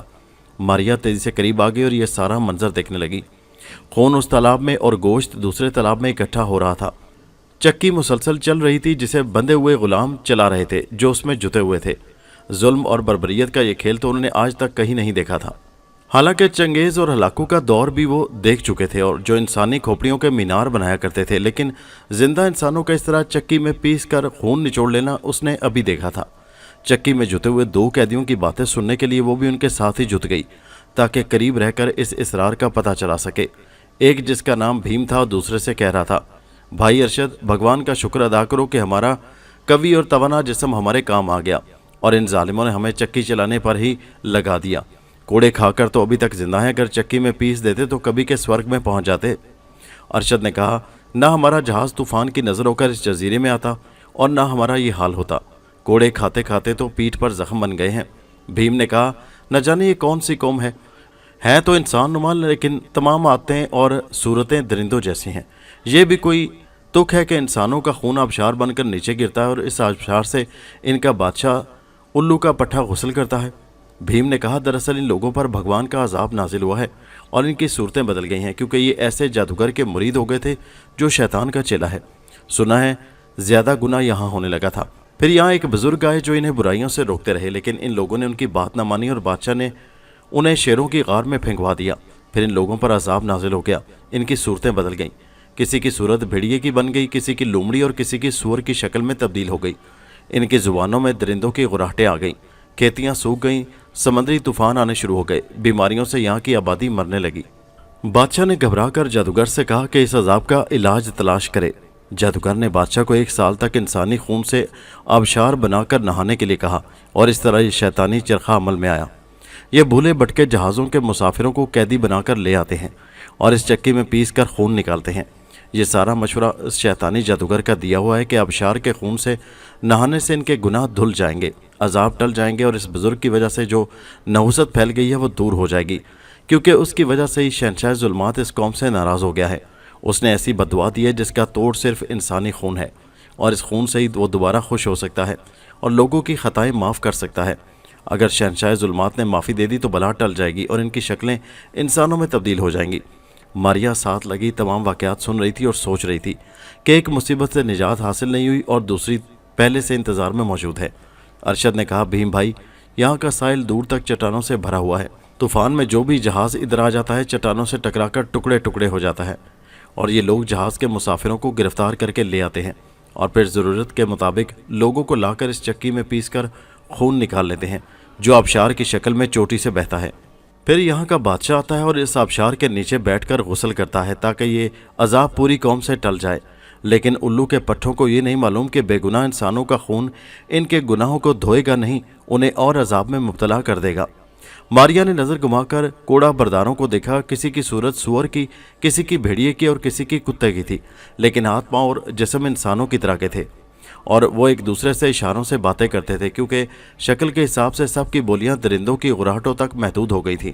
اسی دوران میں ماریا نے دیکھا بادشاہ اپنے محافظوں کے ساتھ نہانے کے لیے چلا رہا ہے۔ बादशाह की शक्ल सूअर की बन चुकी थी। उसके मुहाफ़िज़ भी मुख्तलिफ शक्लों के थे, लेकिन जादूगर सही इंसानी शक्ल का था। बादशाह 8 घोड़ों की रथ पर बैठकर आ रहा था, साथ ही जादूगर था। फिर बादशाह रथ से उतरा और एक नज़र खून की आबशार को देखा और फिर जादूगर की तरफ निगाह की, जो कोई अश्लोक पढ़ने में मसरूफ़ था। फिर उसने बादशाह पर 3 दफ़ा फूंक मारी और इशारे से नहाने के लिए कहा।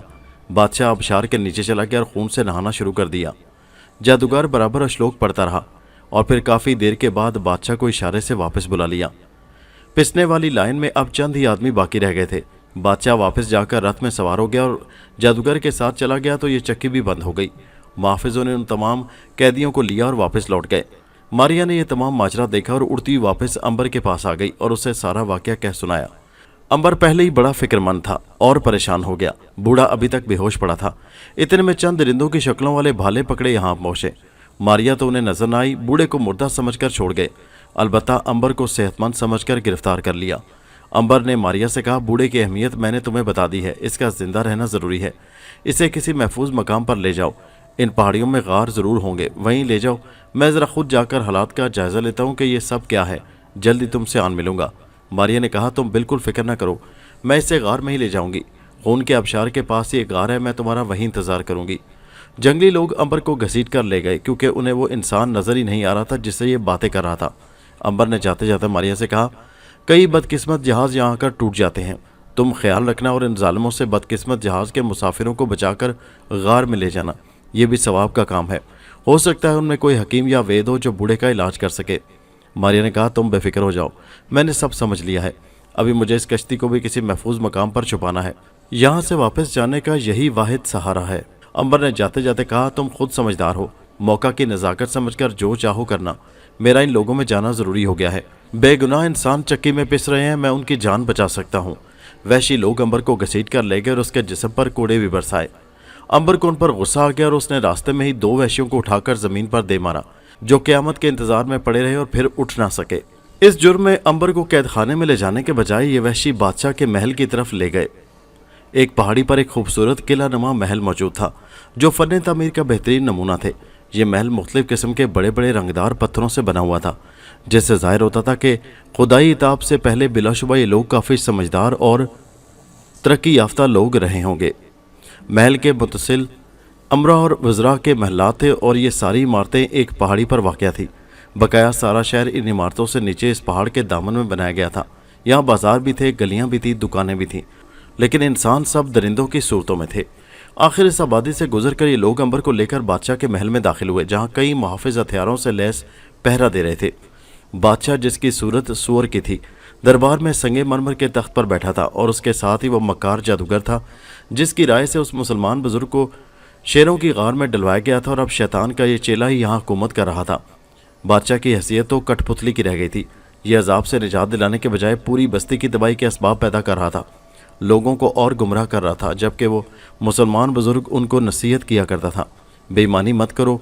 बेहयाई जो यहाँ आम हो गई थी, इससे रोकता था। उन लोगों का ख्याल था कि ताकत ही खुदा है, लेकिन वो उन्हें खुदाए वाहिद की इबादत करने को कहता है और इन तमाम बुराइयों की जड़ ये जादूगर था, जिसके खिलाफ ये जादूगर था। लेकिन यहाँ के अवाम और बादशाह ने उस बुजुर्ग का मजाक उड़ाया। अवाम ने उन पर पत्थर फेंके, मगर वो तमाम तकलीफ़ों के बावजूद उन्हें खुदा के अजाब से डराता रहा और आखिरकार इन गुमराह लोगों ने जादूगर के कहने में आकर उस बुजुर्ग को बहुत तकलीफ़ें दी और बादशाह ने उन्हें शेरों के गार में फेंकवा दिया। जादूगर बादशाह का दस्ते रास्त बन बैठा। फिर एक रात इस शहर पर अजाब खुदाबंदी नाजिल हो गया और तमाम लोगों की सूरतें बदल गईं। अमर को बादशाह के रूबरू लाकर वैश्यों ने इशारों से समझाया कि उसने 2 आदमी कत्ल कर दिए हैं। बादशाह ने गुराहटों में जवाब दिया, लेकिन जादूगर ने कहा, ऐ नौजवान, जानते हो यहाँ कत्ल का बदला कत्ल है, यही यहाँ का इंसाफ है। अमर ने कहा, अगर ये लोग इतने मुनसिफ होते तो इन पर अजाब खुदाबंदी कभी नाजिल न होता। इनके अमाल तो इनकी सूरतों से ज़ाहिर हो रहे हैं। खुदा के नेक बंदे को अपनी राह से हटाकर तुमने इन लोगों को शैतानी राह पर लगा दिया है। तुम कहते हो ताकत ही खुदा है, मैं कहता हूँ खुदा से ज़्यादा और कोई ताकतवर नहीं है। जादूगर ने कहा, बेवकूफ़, कहाँ है तेरा खुदा जो नज़र भी नहीं आता। अमर ने कहा, तू अंधेरों का पुजारी है, इसलिए अंधा है, तुझे खुदा कैसे नजर आ सकता है। नेकी, तौहीद और सच्चाई की शमा फूंकों से नहीं बुझाई जा सकती। फिर अमर ने चीख कर कहा, बादशाह, दरबारियों और यहाँ के लोगों, अपनी गुमराही पर नादिम होकर उस खुदाए वाहिद की बारगाह में रो रो कर माफ़ी मांगो। अपने अमालों को दुरुस्त कर लो, पूरा तोलो, बेहयाई को तर्क कर दो, सच सुनो और सच बोलो, इंसानों पर रहम करो, शैतान की राह छोड़कर रहमान की राह पर आ जाओ। ताकत की परस्तिश नहीं, खुदावंद वाहिद की इबादत करो। आज जो आवाज़ तुम्हारे महलों में गूंज रही है इसे गौर से सुनो। तौबा का दरवाज़ा भी खुला है, अगर ये बंद हो गया तो तबाह हो जाओगे। इस शैतान के बहकाने में मत आओ, ये तुम्हारी तबाही का बायस बन जाएगा। जादूगर ने हथियारबंद मुहाफिजों को हुक्म दिया कि इसकी आवाज़ बंद कर दो। अंबर ने कहा, हक की सदा ना कभी बंद हुई है और ना कभी बंद होगी। मुहाफिजों ने अपनी तलवारों के कई भरपूर वार अंबर पर किए, लेकिन सिवाय तलवारें तुड़वा लेने के वो एक भी ज़रब उसके जिस्म पर ना लगा सके। बादशाह और दरबारी हैरत से उस लोहे के बने हुए इंसान को देखने लगे। जादूगर ने आंखें बंद की। कई और मुहाफिज हथियार लेकर आगे बढ़े तो जादूगर ने उन्हें रोक दिया और कहा, यह तलवारों से नहीं कट सकता। फिर बादशाह के कान में कुछ कहा, जिसका जवाब बादशाह ने गुर्राहट में दिया। जादूगर ने मुहाफिजों से कहा, इसे ले जाओ और उस बुजुर्ग की तरह इसे भी शेरों के गार में डाल दो। अंबर ने कहा, तुम ये भी करके देख लो। तुम्हारा सारा शहर भी मेरा कुछ नहीं बिगाड़ सकता, लेकिन मैं तुम लोगों को मायूस नहीं करूंगा। फिर मुहाफिज वैशी अंबर को लेकर शेरों की गार की तरफ ले गए और उसे ऊपर से धक्का दे दिया। अंबर जहां जाकर गिरा ये बिलाशुबा शेरों की गार थी, लेकिन उसकी खुशी का ठिकाना न रहा जब उसने उसी बुजुर्ग को उन शेरों की गार में तस्बीह करते देखा। शेर बहुत अदब से एक तरफ बैठे हुए थे। अंबर के गिरने की आवाज़ पर शेरों ने भी मुड़कर देखा और वो बुजुर्ग भी मराकबे से लौट आए। अंबर को देखकर मुस्कुराए और कहा, अंबर तू आ गया है, मुझे तेरा ही इंतज़ार था। अंबर ने कहा, मेरा? बुजुर्ग ने कहा, हाँ बेटा, एक दफ़ा फिर तुम्हें शैतानी ताकतों से टकराना है, हक की सदा बुलंद करना है। अंबर ने कहा, आप इतने अरसे से शेरों में रह रहे हैं। बुजुर्ग ने कहा, बेटा तुम तो जानते हो जो अपने खुदा का वफादार हो जाता है, कायनात की हर शय उस आदमी की ग़ुलाम हो जाती है। तुम्हें हैरत होगी कि ये शेर शिकार लाकर सबसे पहले मेरे आगे रखते हैं। जब मैं अपनी मर्ज़ी का गोश्त ले लेता हूँ तब ये इसे खाते हैं। मैं गोश्त भून कर खा जाता हूँ। आग जलाने के लिए ये सफ़ेद रंग के पत्थर यहाँ मौजूद हैं, जिनको रगड़कर आग जलाई जाती है। यहाँ लकड़ियाँ भी पहले ही से मौजूद हैं। अंबर ने हैरत से कहा, बाबा सारा इंतज़ाम शेरों के गार में किसने किया होगा? बुजुर्ग ने हंसकर कहा, बेटा उसी परवरदिगार ने जो शिकमे मादर में परवरिश पाने वाले बच्चे को बाद में पैदा करता है। पहले उसकी माँ की छातियों में दूध पैदा करता है। जिन्हें खुदा ताला पर तकवा होता है उनके सारे काम खुद ब खुद हो जाते हैं। बेटा मेरा वक्त आ गया है, तुम आ गए हो। या तो इस कुफर के अंधेरे में खुदा के नूर की शम्मा तुम्हारे ही हाथों रोशन होगी, वरना दूसरी कौमों की तरह यहाँ के लोग और ये जजीरा तबाह बर्बाद हो जाएगा। अच्छा खुदा हाफिज़। ये कहकर बाबा ज़मीन पर लेट गए और उनकी रूह कफ से अंसरी से परवाज़ कर गई, यानी बाबा फौत हो गए। अंबर ने कहा, बाबा जी अभी तो मैंने आपसे बहुत सारी बातें पूछनी थी, लेकिन आप इंतकाल कर गए। आपने ये भी नहीं बताया कि आपके जसद खाकी को कहाँ दफनाया जाए। बाबा जी ने दोबारा आंखें खोल दी और कहा, मुझे दफनाने की ज़रूरत नहीं, मेरी लाश यहीं पड़ी रहने दो और ख़ुद यहाँ से निकलो। सैकड़ों बेगुनाह जुल्म की चक्की में पिस रहे हैं। अच्छा खुदा हाफिज़। बाबा जी फिर इंतकाल कर गए। दूसरी तरफ मारिया बेहोश बूढ़े को एक गार में से ले गई और उसने वो कश्ती भी कहीं छुपा दी थी। वो बार बार आकर साहिल पर देखती कि शायद फिर किसी जहाज़ से मुसाफिर यहाँ आ जाएं, जिनसे उस बूढ़े के लिए कोई दवा मिल जाए, मगर हर बार उसको मायूसी हो रही थी। बूढ़े की हालत रोज़ बरोज़ ख़राब हो रही थी। मारिया को नाक के अलावा अंबर की भी फिक्र लाहक हो गई थी, जो लौट कर नहीं आया था। बाबा के इंतकाल के बाद शेरों ने भी सोगवार होकर अपने सर ज़मीन पर टेक दिए। अंबर ने जूं ही गार से बाहर निकलना चाहा, एक बड़े से पत्थर ने गार का मुंह बंद कर दिया और बावजूद जोर लगाने के भी अंबर उस पत्थर को मुंह से ना हटा सका। उजाला अंधेरे में बदलता गया और जजीरे पर रात हो गई। रात होते ही तेज़ हवाएं चलने लगीं। आसमान को स्याह घटाओं ने घेर लिया और सारे ही सितारे निकल गईं। बिजलियों ने चमक और गूंज के साथ अपने कोड़े सरकश घटाओं पर बरसाने शुरू कर दिए और घटाएं बरस पड़ीं। उधर समंदर ने अपनी लहरों को उछालना शुरू कर दिया। इतने ज़ोर का तूफान आया कि पानी पूरे जजीरे की आबादी में भी आ गया। मारिया गार में दुबकी हुई नाग और अंबर के मुतालिक सोच रही थी। बूढ़ा बेहोश पड़ा था और तेज़ बुखार में मुब्तला था। मारिया सोच रही थी समंदर का तूफान कहीं उनकी कश्ती को बहा कर न ले जाए, जिसमें सोने की बेहिसाब ईंटें पड़ी थीं।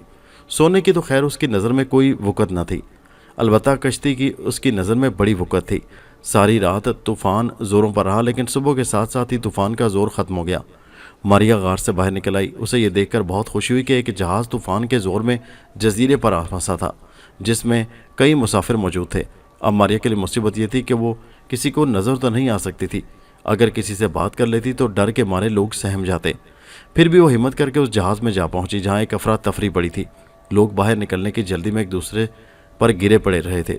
मारिया की नज़र एक हकीम पर पड़ गई, जिसके पास दवाइयों का एक थैला भी मौजूद था। शायद ये हकीम इस जहाज़ के अमले का ही मालूम होता था। اس لیے کہ جہاز کی انتظامیہ کا ہر فرد اس سے بڑی عزت سے پیش آ رہا تھا اور وہ بھی عملے کے ساتھ بلکہ لوگوں کو باہر نکلنے میں مدد دے رہا تھا۔ اسی بات سے ماریا نے اندازہ لگا لیا تھا کہ یہ جہاز کے عملے کا ہی آدمی ہے۔ تمام مسافر اتر گئے تو جہاز پر صرف جہاز کا کپتان اور عملہ ہی رہ گیا۔ جہاز کے کپتان نے ان کو بھی اتر جانے کی اجازت دے دی۔ اتفاق کی بات کہ حکیم صاحب جہاز سے اتر کر ایک طرف کھائی میں جا کے ایک اگی ہوئی بوٹی کو دیکھنے میں محو ہو گئے۔ ماریا اس کے پاس گئی اور کان میں سرگوشی کی، حکیم صاحب میری آواز سن کر ڈریے گا نہیں، میں کوئی جن بھوت نہیں بلکہ آپ کی طرح کا ایک انسان ہوں۔ حکیم کے ہاتھ سے ڈر کے مارے دوائیوں کا تھیلا گر گیا جسے ماریا نے اٹھا لیا اور وہ غائب ہو گیا۔ حکیم کانپنے لگا۔ ماریا نے کہا ڈر نہیں، تھیلا میں نے ہی اٹھایا ہے۔ وقت بہت کم ہے، یہ وحشی لوگوں کا جزیرہ ہے۔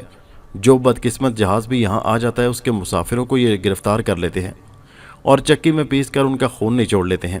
حکیم کانپنے لگا، اس کے منہ سے آواز نہیں نکل رہی تھی۔ ماریا نے کہا حکیم صاحب مجھ سے مت ڈریے، ایک انسان کی زندگی خطرے میں ہے، وہ سخت بخار میں پھنک رہا ہے اور آپ کی توجہ سے بچ سکتا ہے۔ دوسرا آپ کی زندگی میرے ساتھ جانے سے ان وحشیوں سے بچ جائے گی، بس اب دیر مت کرو اور جدھر میں کہتی ہوں چلے آؤ۔ مجبوراً حکیم کو ماریا کی بات ماننا پڑی اور وہ آواز کی سمت میں چلتا ہوا ماریا کی غار میں آ گیا جہاں بوڑھا بے ہوش پڑا تھا۔ حکیم نے اس کی نبض دیکھی، پھر اس کی آنکھوں کے پپوٹے ہٹا کر اندر دیکھا اور معائنہ کرنے کے بعد کہا بخار کی وجہ سے بے ہوش ہے اور یہ بخار زہریلے مچھروں کے کاٹنے سے ہوا ہے۔ فکر کی کوئی بات نہیں، میرے پاس دوائی موجود ہے، چند دن میں ٹھیک ہو جائے گا، لیکن مصیبت یہ ہے کہ تم مجھے نظر نہیں آتی، پھر میں دوائی کس کے سپرد کروں اور کیسے سمجھاؤں؟ ماریا نے کہا یہ سب کام آپ کو خود ہی کرنا ہوگا، آپ کے کھانے اور پینے کا بندوبست میں کروں گی، کیونکہ اگر آپ یہاں سے باہر گئے تو وحشی لوگ آپ کو پکڑ کر لے جائیں گے۔ یقین نہیں تو وہ دیکھو۔ جہاز کے سارے مسافر قیدیوں کی صورت ہتھیار بند وحشیوں کے غول میں گھرے جا رہے تھے۔ حکیم نے دیکھا اور خدا کا شکر ادا کیا کہ اس کی جان بچ گئی۔ ماریا نے کہا ابھی تو آپ نے وہ چکی نہیں دیکھی جس میں پیس کر یہ ظالم انسان کا خون نچوڑتے ہیں، جو اکٹھا ہو کر آبشار بن کر ایک پہاڑی سے گرتا ہے جس سے یہاں کا بادشاہ غسل کرتا ہے۔ حکیم نے کہا خدا غارت کرے ان ظالموں کو، اس کا مقصد ہے میرے تمام ساتھی موت کے منہ میں جا رہے ہیں، کیا تم ان کی مدد نہیں کر سکتی؟ ماریا نے کہا ہم بھی اسی غرض سے یہاں آئے ہیں، دراصل ہمارا جہاز بھی یہاں آن پھنسا تھا، میرا بھائی اسی کوشش میں گیا ہوا ہے، یہ بوڑھا بچ جائے تو میرا دوسرا بھائی بھی یہاں آ جائے گا، پھر ہم مل کر کچھ کریں گے۔ حکیم نے بوڑھے کا باقاعدہ علاج شروع کر دیا۔ اس طوفان نے اس کشتی کو بھی بری طرح الٹ پلٹ کر دیا جس کے تہخانے میں ناگ سونے پر بیٹھا تھا۔ لکڑی کی دراڑوں سے کشتی کے تہخانے میں پانی بھر گیا تو مجبوراً ناگ کو اس سے باہر آنا پڑ گیا۔ اس نے دیکھا کشتی میں اس کا آقا موجود نہ تھا، پھر اس کی نگاہ جزیرے پر گئی جہاں ایک جہاز چڑھ گیا تھا اور مسافر بھاگ دوڑ کر رہے تھے۔ ناگ پھر جزیرے کے زمین پر اتر آیا اور اسے ماریا نظر آئی۔ یہ وہ وقت تھا جب ماریا حکیم کو ساتھ لے جا رہی تھی۔ ناگ بھی اس کے پیچھے چل پڑا اور اس وقت وہاں پہنچا جب حکیم بوڑھے کو دوائی دے کر فارغ ہوا تھا۔ ناگ نے اپنے آقا کو دیکھا تو اسی طرف چل پڑا۔ حکیم کی نظر اس پر پڑ گئی اور اس نے سانپ کہہ کر ایک پتھر اٹھایا، لیکن فوراً ماریا نے منع کر دیا اور کہا اسے مت مارو، یہ سانپ تمہیں کچھ نہیں کہے گا، کیونکہ ماریا نے بھی ناگ کو پہچان لیا تھا۔ حکیم رک گیا۔ ماریا ناگ کے پاس بیٹھ گئی اور اس سے کہا ناگ بھیا یہ کیا مذاق ہے؟ ہم پہلے ہی پریشان ہیں، تمہاری وجہ سے اس بوڑھے کو لیے پھر رہے ہیں، اب انسان بن جاؤ، مر بھیا بھی میرے ساتھ ہیں۔ ناگ نے اپنی زبان میں ماریا کو جواب دیا جس کو ماریا کے دماغ نے اپنی زبان کے الفاظ میں ڈھال لیا کہ میں اپنے آپ کو بدلنے کی طاقت کھو بیٹھا ہوں اور اس بوڑھے کے جادو کا اسیر ہوں، یہی مجھے دوبارہ ٹھیک کر سکتا ہے، میں تو اس کے حکم کا غلام ہوں۔ ماریا نے کہا اب تک کہاں تھے؟ اس کشتی کے تہخانے میں بند سونے پر بیٹھا تھا، طوفان سے پانی تہخانے میں بھی آ گیا اور مجھے مجبوراً بغیر اپنے آقا کے حکم کے باہر آنا پڑا، تمہیں میں نے دیکھ لیا اور تمہارے پیچھے یہاں چلا آیا۔ ماریا نے کہا خیر کوئی بات نہیں، امبر کو بھی یہاں کے وحشی لوگ پکڑ کر لے گئے ہیں جو لوٹ کر نہیں آئے، اب تم بھی آ گئے ہو اور حکیم بھی یہاں موجود ہے، میں خود جا کر امبر بھائی کا پتہ کروں گی۔ دوسری طرف امبر کے ساتھ شیر بھی اس غار میں بند ہو کر رہ گئے تھے۔ امبر تو خیر تمام عمر بھی کھانے اور پانی کے بغیر رہ سکتا تھا، اسے صرف ان شیروں کا خیال تھا جو بھوک سے بےتاب ہو رہے تھے اور بار بار چھلانگیں لگاتے اور پتھر سے ٹکرا کر واپس آ جاتے۔ دراصل یہ جادو کا پتھر تھا جسے جادوگر نے اپنی جادو کی طاقت سے یہ معلوم کر کے امبر زندہ ہے اور شیر اسے کچھ نہیں کہہ رہے، اس غار کو پتھر سے بند کر دیا تھا۔ اس بات کو امبر سمجھ گیا تھا کہ اگر یہ جادو کا اثر نہ تھا تو بڑے سے بڑے پتھر کو اٹھا کر پھینک دینا امبر کے بائیں ہاتھ کا کام تھا۔ اس کا دماغ تیزی سے سوچ رہا تھا۔ امبر سے غریب جانوروں کی بھوک اور پیاس نہیں دیکھی جا رہی تھی، وہ بار بار بابا جی کی لاش کے قدموں میں لوٹتے تھے۔ امبر نے بیٹھے بیٹھے دیکھا غار کے کونے سے ایک سانپ سوراخ سے نکل کر اندر آیا، شاید اس نے امبر میں ناگ دیوتا کی خوشبو محسوس کر لی تھی۔ امبر کو دیکھ کر اس کے قدموں میں جھک گیا۔ امبر نے اسے ہاتھ پر اٹھا لیا اور کہا یہ سوراخ غار سے باہر جاتا ہے یا پتھروں میں ہی ختم ہو جاتا ہے؟ امبر کے الفاظ سانپ کے دماغ میں ان کی زبان میں تبدیل ہو گئے تو سانپ نے کہا اے دیوتا کے بھائی، یہ سوراخ غار سے باہر نکل جاتا ہے اور میں باہر سے ہی دیوتا کی خوشبو پر اندر آیا ہوں۔ امبر نے کہا واپس چلا جا، میں اس سوراخ کو توڑ کر چوڑا کرنا چاہتا ہوں۔ اتفاق سے امبر کو بابا جی کی تلوار یاد آ گئی جو اب بھی ان کے پاس ہی پڑی تھی۔ اس نے فوراً تلوار کو نیام سے باہر نکال لیا اور سوراخ کو کریدنا شروع کر دیا اور کوئی گھنٹے بھر کی محنت سے اب اسے خاصا چوڑا کر دیا۔ تلوار بہت ہی تیز اور فولاد کی بنی ہوئی تھی۔ امبر نے اس سے پتھر کو کاٹنا شروع کر دیا۔ وہ لگاتار کوشش کرتا رہا۔ بالآخر ایک دن اور ایک رات کی محنت سے وہ سوراخ کو اتنا چوڑا کر سکا جس سے وہ باہر نکل جائے۔ پھر اس نے ہاتھ سے پکڑ پکڑ کر زور لگا کر پتھروں کو توڑنا شروع کر دیا، کیونکہ ان پتھروں پر کوئی جادو نہ تھا اور امبر کی طاقت کے سامنے یہ بے بس تھے۔ کوئی آدھے دن کی اور کوشش سے امبر نے اس غار میں آنے اور جانے کے لیے راستہ بنا لیا۔ پھر سب سے پہلے بھوکے شیروں کو باہر نکالا اور پھر بزرگ کی لاش کے پاس آ کر اسے الوداع کہا اور امبر باہر آ گیا۔ اب اسے سب سے پہلے بوڑھے کی فکر تھی۔ باہر اندھیرا پھیل گیا تھا، اس لیے باہر کوئی خطرہ نہ تھا۔ وہ ماریا کے بتائے ہوئے پتے پر چل نکلا۔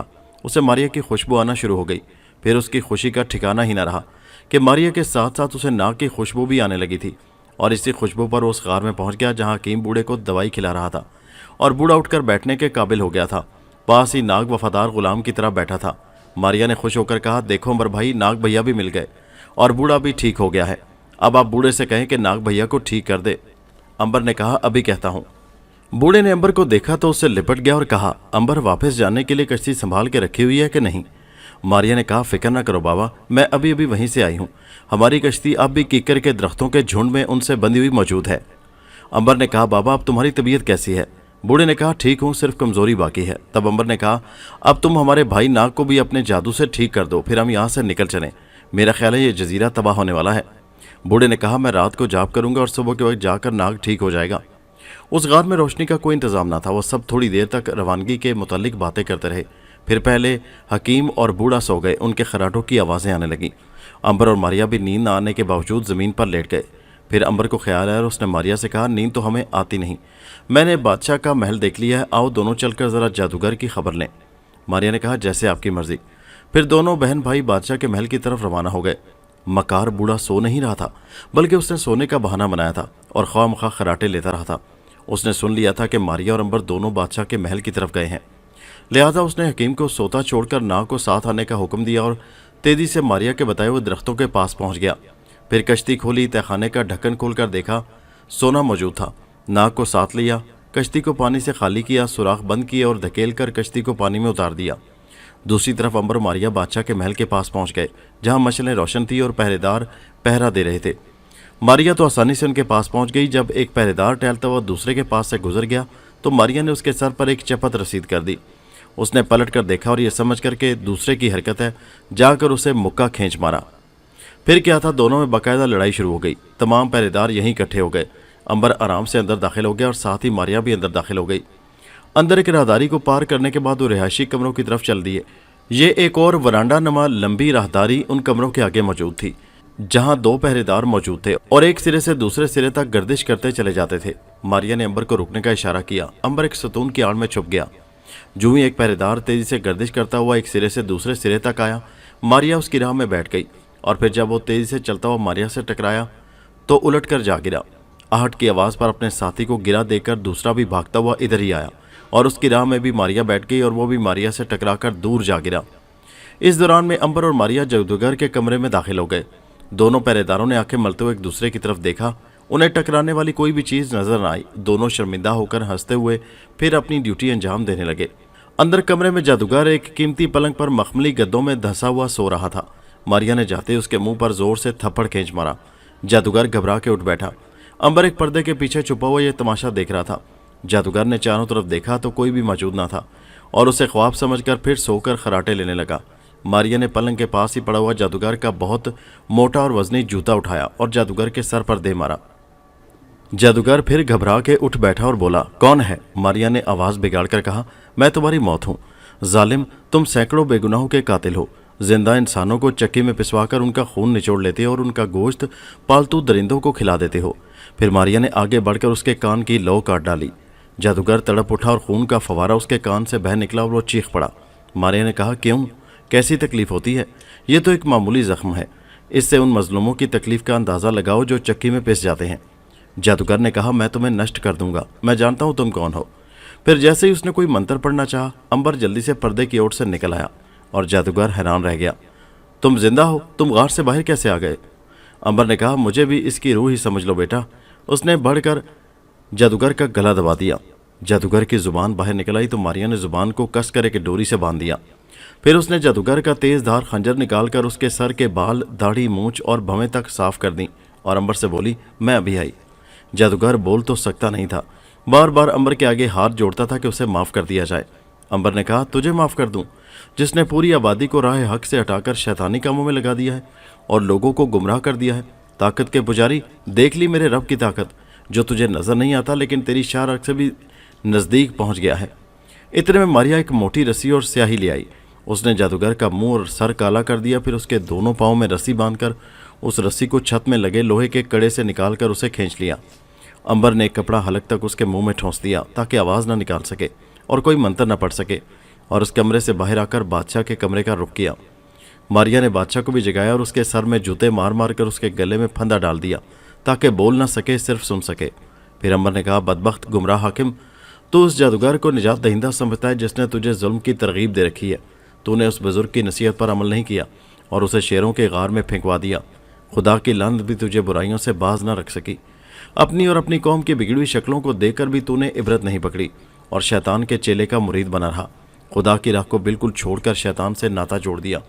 انسانوں پر رحم کرنے کے بجائے ظلم کیا، برائیوں سے توبہ کرنے کے بجائے اور اپنائیں۔ خدا کی وحدانیت کو چھوڑ کر شیطانیت کو اپنا لیا اور خدا کے سامنے سر جھکانے کے بجائے طاقت کی پرستش شروع کر دی۔ پھر ماریا نے اس کا سر، داڑھی اور مونچھ اور بھویں صاف کر دی اور منہ کالا کر کے اس کے منہ میں بھی کپڑا ٹھونس کر اسے چھت سے الٹا لٹکا دیا اور چپتے چھپاتے محل سے دوبارہ غار کی طرف روانہ ہو گئے۔ غار میں حکیم کے خراٹے گونج رہے تھے اور وہ گھوڑے بیچ کر سویا ہوا تھا۔ امبر اور ماریا جب واپس آئے تو یہ دیکھ کر حیران رہ گئے کہ ناگ اور بوڑھا یہاں موجود نہ تھے۔ امبر کا ماتھا ٹھنکا اور اس نے کہا غضب ہو گیا، ماریا وہ کمبخت بوڑھا لالچی سونا اور کشتی لے کر یہاں سے فرار ہو گیا ہے، چلو چل کر دیکھیں۔ وہ بھاگم بھاگ ساحل پر آئے تو کشتی بھی غائب تھی۔ ماریا نے کہا ناگ بھائی ایک دفعہ ہم سے پھر بچھڑ گئے ہیں۔ امبر نے افسوس کے ساتھ کہا اس بوڑھے پر میری نصیحت کا کوئی اثر نہ ہوا اور جان بچانے کا صلہ اس نے برائی ہی سے دیا۔ کمبخت یہ نہیں جانتا کہ لالچ اسے بیچ بھور میں ڈبو دے گا۔ ماریا نے کہا اب کیا کریں؟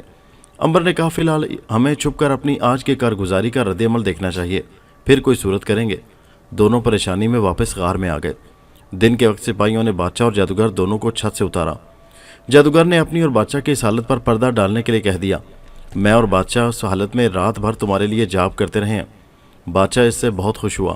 پھر تمام جزیرے کی پولیس کو حکم ہو گیا کہ جزیرے کا کونا کونا چھان مارو اور جہاں کوئی باہر کا آدمی نظر آئے اسے گرفتار کر کے لاؤ۔ بادشاہ نے اعلان کیا کہ وہ باغی نوجوان شیروں کی غار سے فرار ہو گیا ہے، اسے ہر حالت میں تلاش کر کے زندہ یا مردہ حاضر کرو۔ جادوگر کی رائے سے تمام قیدیوں کو کھلے میدان میں اکٹھا کیا گیا اور حکم دیا گیا کہ جزیرے کی تمام آبادی دوسرے دن اس میدان میں اکٹھی ہو اور اپنی آنکھوں سے قیدیوں کا حشر دیکھے۔ تمام شہر کی پولیس حرکت میں آ گئی اور جزیرے کا کوئی بھی کونا محفوظ نظر نہیں آ رہا تھا۔ جادوگر نے جاپ کر کے اس غار کا پتہ چلا لیا جہاں امبر، ماریا اور حکیم چھپے ہوئے تھے۔ پھر ایک خاص شاہی دستہ ہتھیاروں سے لیس ہو کر ان کی گرفتاری کے لیے بھیج دیا گیا۔ غار میں حکیم کام پر رہا تھا کہ اب کیا ہوگا۔ امبر نے تسلی دیتے ہوئے حکیم کو کہا کہ زندگی اور موت کا مالک خدا ہے، بادشاہ نہیں۔ اگر موت اسی طرح لکھی ہوئی ہے تو اسے ٹالا نہیں جا سکتا، اور اگر زندگی باقی ہے تو یہ بادشاہ تو کیا، تمام دنیا کے بادشاہ مل کر تمہارا کچھ نہیں بگاڑ سکتے۔ اب یہ باتیں ہو ہی رہی تھی کہ شاہی دستان پہنچا۔ ماریا نے امبر سے کہا اب کیا خیال ہے؟ امبر نے کہا فی الحال مجھے گرفتار ہو جانے دو، اگر ہم نے ان کو مار کر راہ فرار اختیار کر لی تو وہ سینکڑوں قیدی موت سے نہ بچ سکیں گے۔ میرے وہاں ہونے سے ہو سکتا ہے کہ کوئی صورت پیدا ہو جائے۔ اب تم ذرا جادوگر سے دور ہی رہنا، ایسا نہ ہو کہ ناگ کے ساتھ ساتھ میں تمہیں بھی کھو بیٹھوں۔ پھر سپاہیوں نے اندر آ کر امبر اور حکیم کو گرفتار کر لیا اور ساتھ لے گئے۔ میدان میں تمام قیدیوں کو اکٹھا کر دیا گیا اور ان قیدیوں میں امبر اور حکیم بھی موجود تھے۔ سارے جزیرے کے لوگ بادشاہ کے حکم پر یہاں اکٹھے ہو گئے تھے۔ پھر وقت مقررہ پر بادشاہ اور جادوگر بھی یہاں پہنچ گئے۔ بادشاہ سخت غصے کی حالت میں تھا۔ امبر کو دیکھ کر اس کی آنکھوں میں خون اتر آیا۔ جادوگر نے امبر کی دیکھ کر طنز کی اس گڑیا کو کہاں چھوڑ آئے ہیں؟ خیر تم سے نپٹنے کے بعد اس سے بھی بات کریں گے۔ تم نے دیکھ لیا ہوگا کہ بھاگ بھاگ کر تھک جاؤ گے، لیکن موت اس جزیرے میں تمہارا پیچھا نہیں چھوڑے گی۔ اب میں دیکھوں گا کہ تمہارا خدا تمہیں موت سے کیسے بچا سکتا ہے۔ امبر نے کہا اب بھی وقت ہے، اسے غنیمت جانو، خدا کو مقابلے پر مت پکارو۔ تم سے پہلے بھی کئی قومیں اس سے مقابلہ کرتی ہوئی صفائے ہستی سے مٹ گئی۔ ظلم سے ہاتھ روک لو اور خدا کے قہر سے بچ جاؤ۔ یاد رکھو خدا نافرمانی کی بہت بڑی سزا دیتا ہے۔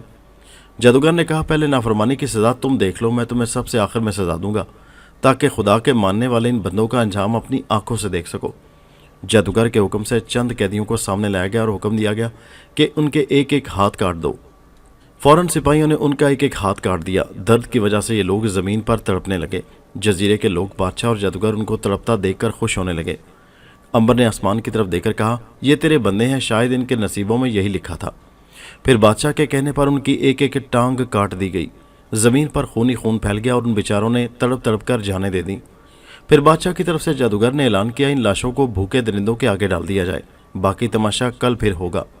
बादशाह और जादूगर ने जाते जाते हुक्म दिया कि इस कैदी की निगरानी होशियारी से की जाए, कहीं ये खुदा का ख़ास बंदा फरार न हो जाए। अंबर ने कहा, मैं जाना चाहूँ तो तुम मुझे रोक ना सकोगे, लेकिन जिस तरह तुमने इन मजलूमों का तमाशा देखा है, मैं भी तुम्हारा तमाशा देखना चाहता हूँ। तमाम कैदियों को अंबर के साथ एक बड़ी सी गार में बंद कर दिया गया और पहरा सख्त कर दिया गया, लेकिन मारिया को कौन रोक सकता था। वो अंबर के पास पहुँच ही गई। अंबर बहुत परेशान था। कहते हैं नींद सूली पर भी आ जाती है। गरीब कैदी मौत के मुंह में होने के बावजूद भी सो ही गए, लेकिन अंबर और मारिया जाग रहे थे। अंबर ने आज पहली मर्तबा कहा, परवरदिगार, अपने इन मजलूम बंदों की इमदाद फरमा। तेरे काम में दखल देना गो के गुस्ताखी है, लेकिन फिर भी मेरी इल्तिजा है, अपने शान गफूर रहीमी के सदक़े इन गुमराहों और नाफरमानों के सामने इस आजिज़ का सर नीचे न कर। ये तेरे मुमकिन है। इन्हें दिखा दे कि खुदा है जो ज़मीनों और आसमानों का मालिक है। आसमान पर ज़ोर से बिजली कड़की।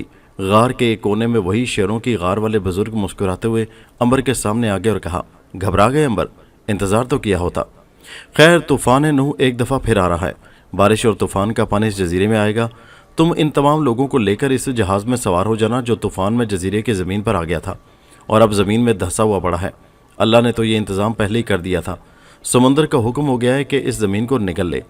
अंबर की आंखों में तशक्कर से आंसू भर आए। वो बुजुर्ग गायब हो गए तो अंबर सजदे में गिर पड़ा और गिड़गिड़ा कर कहा, परवरदिगार, तू बड़ा गफूर रहीम है, हम भी जल्दी बेसब्रे हो जाते हैं। फिर हवाओं और बारिश का तूफान शुरू हुआ, जिससे जजीरे के कई दरख्त जड़ों से उखड़ गए। समंदर की खूनी लहरें बिफर कर किनारों से बाहर जजीरे पर आ गईं। ज़लज़ले का झटका लगा, जिससे तमाम शहर की इमारतों में दरारें पड़ गईं और किसी जगह से ज़मीन शक हो गई। ज़मीन में धंसे हुए जहाज़ को समंदर की लहरों ने अपनी आगोश में ले लिया। गार में तमाम कैदी तौबा इस्तग़फ़ार में मसरूफ़ थे। फिर जजीरे के उन जालिमों पर खुदा का कहर नाजिल हुआ और अंबर और कैदियों की जान अल्लाह ताला ने बचा ली। तमाम लोग खुश थे कि खुदा ने उनकी ज़िंदगी बचा ली और अब वो दोबारा अपने अजीज़ व क़ारिब से मिल सकेंगे, और शुक्र अदा कर रहे थे कि प्रोग्राम में कोई तब्दीली नहीं हुई, वरना उन्हें फिर परेशानी होती।